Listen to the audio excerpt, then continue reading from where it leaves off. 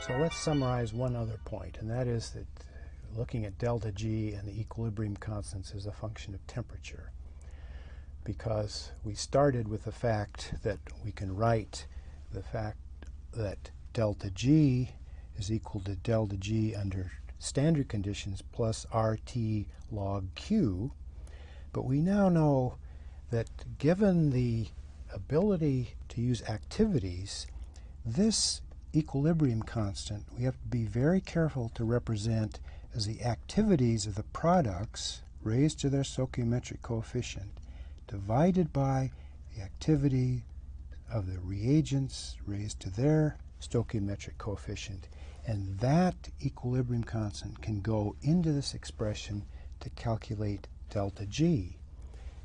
Equally, we can solve for the equilibrium constant by exponentiating, and that's equal to the exponent of delta G over RT, allowing us to step seamlessly back and forth between the equilibrium constant and delta G. And it turns out as we apply these principles to more and more complex systems, that ability to step back and forth between the equilibrium constant and delta G under standard conditions turns out to be massively simplifying for many different situations. So the key point is that we have to watch carefully the distinction between the standard states and the actual conditions stated in the problem. But we now have the quantitative capability to do this seamlessly, and that is a major accomplishment. Let's analyze one more point, and that is the temperature dependence of delta G with respect to the value of the equilibrium constant. Is there a simple expression relating the equilibrium constant to the temperature? Well, we know that we can write the fact that delta G under standard conditions is equal to delta H under standard conditions minus T delta S under standard conditions. We've done that. And we know also that that's equal to minus RT times the logarithm of the equilibrium constant, which we calculate from activities.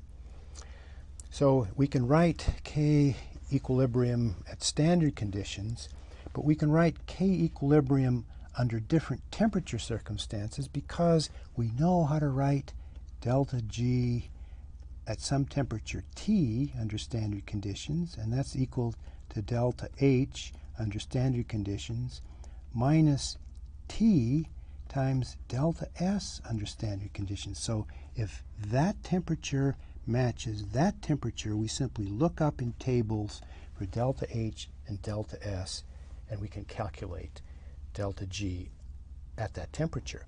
All right, so suppose we calculate K at two different temperatures.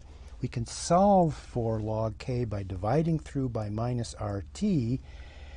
Now let's take a look at something very interesting. We take the logarithm of the equilibrium constant at some temperature 1, and that's going to be equal to minus delta H divided by RT at temperature 1 plus delta S under standard conditions divided by R.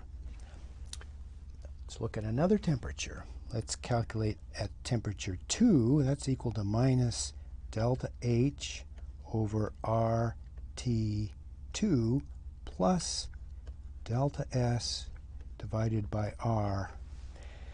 And now let's take the log of K1, subtract off the log of K2, which gives me the log of the ratio of K1 to K2, and that's equal to minus delta H under standard conditions divided by R times 1 over T1 minus 1 over T2, and lo and behold, I can plot the log of the equilibrium constant against temperature, and I have a slope equal to minus delta H over R, and if I plot it against 1 over T, I have a linear relationship between the logarithm of the equilibrium constant and the inverse of the temperature.